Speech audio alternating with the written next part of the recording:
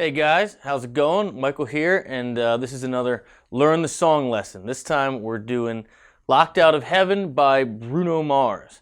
So if you're not familiar with this channel or this lesson series, this is where we break down how to play songs, and not so much note for note like you hear all over YouTube, but how you would approach this song playing with the cover band in a live scenario when you're trying to figure out different parts.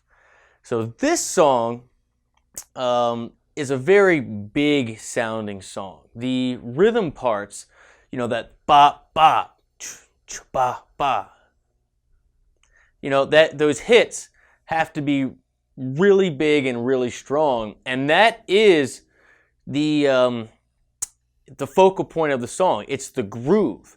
Yes, you have that killer vocal melody, and you have those keyboard synth sounds, but what makes this song a hit is that big time groove. So you got to have a real solid pocket drummer, and then everybody in the band has just got to nail those hits. And that really is the most important thing. In a song like this, that's so groove driven and so simple rhythm wise, you don't want to play a bunch of crazy different parts. It's really not a tune where you ever take a lead over. It never really feels appropriate. That's just the main gist of it. So this tune is in D minor F-ish, right? Your main hits right here for your part are C major, D minor, and then it's C major again, B flat, F major, G minor. So if you look at all those chords, you're really in the key of F, because you have an F, a B flat, and a C. So that's a 1, 4, 5, right? You have your G minor, which is your 2, and your D minor, which is your 6. So that's really kind of what key you're in. Now rhythm-wise, it's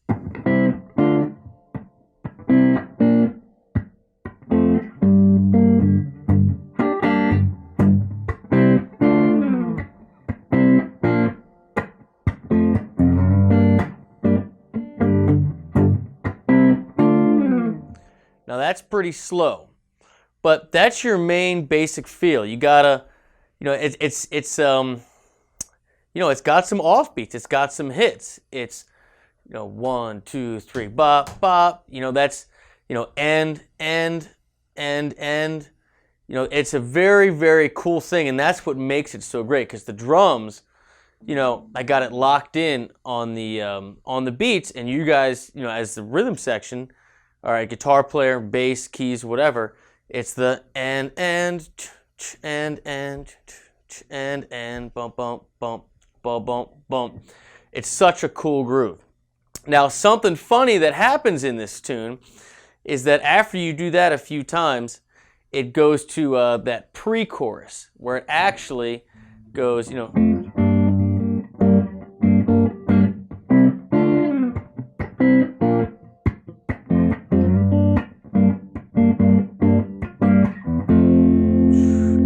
where the synth starts spinning out of control. And if you have one of those synth pedals on guitar, you can try to emulate that.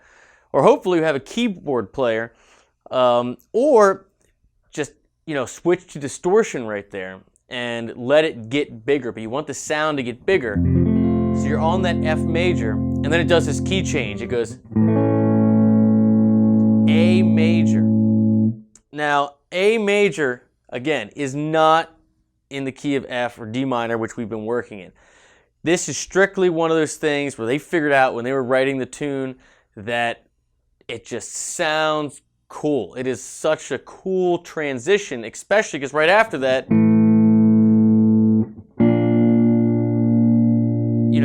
it goes right into B flat major. So it's just a half step up, you're moving major chords,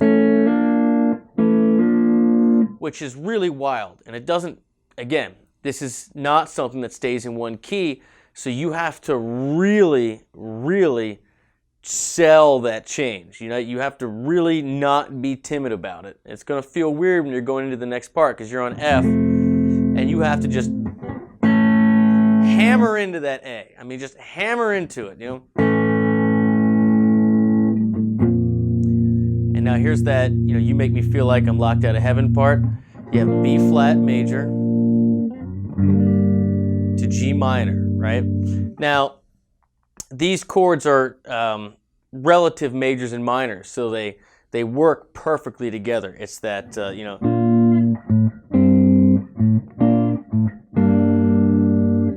So you really just want to see if you can keep, it ringing out the whole time. Just really, really ring it out. You know. And then you have that high keyboard part. And that is that.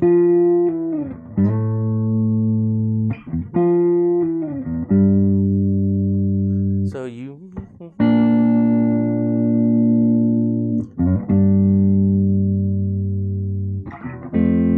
And that happens over that F, by the way, and that.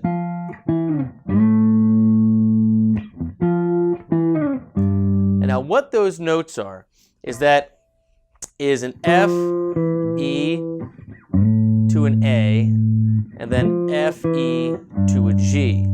Now if your keyboard player is doing this, don't jump on them, just play the chords, right? If you don't have a keyboard player and you're the guitar player that's supposed to do this, I find that if you just play single notes, it's not big enough. Like I said, this song is a big groove-driven song where the bottom is never really supposed to drop out. It's supposed to always, you know, keep building, right? And then the only quiet parts and silence is supposed to be the breaks in between those hits. So what I like to do is play octaves. So 2 Fs, slide up to my A there. And that really gives it a bigger sound. Another thing you can do is if you just want to add a little more texture, again, we're trying to find different parts if we're not the keyboard player.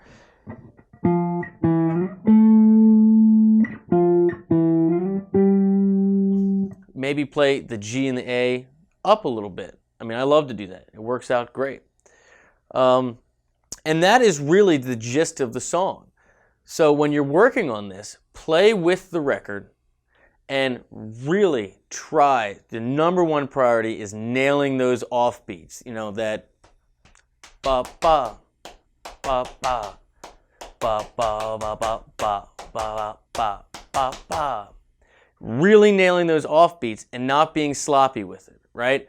You want those little lightning strikes that sound big. You want big, chunky chords. This isn't a song to do a bunch of little triads. And then when you go to that pre-chorus into the chorus where it goes to that A major to that B flat major, just, I know it seems weird and it's real easy to limp into that. Like, no, you want to just hammer right into that.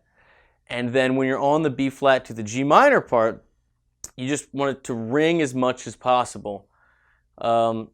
Again, unless you have, you know, a synth pedal or you have a keyboard player that is really making the sound big, it's a good spot to switch over to distortion, even though you don't really hear it in the song, just so you don't lose any of that building momentum, right? And then obviously, if you're gonna hit that little keyboard part, that, you know, that's F, E, A, F, E, G, and again, I like to make it sound as big as possible if I'm playing those parts, because if you listen to the record, it's not sitting in the back. It's hovering way up top. It's way out in front of the PA, and it's kind of hooky. You know, it's kind of like a hooky part of that song. And then when you drop back in, maybe kick your distortion off. You know, if it makes sense with who you're playing with in the band, if you went to distortion in the first place. And that is pretty much the tune. So play along with it, and if you find these videos helpful, or if there's any specific song you'd like me to break down how, you know, I would play, or, you know, different parts that might be available in a cover band situation, if you're trying to figure out if you have one guitar, two guitar, keys, whatever, drop it in the comments. Shoot me an email at support@guitargate.com, and I will try to make you a video. Good luck.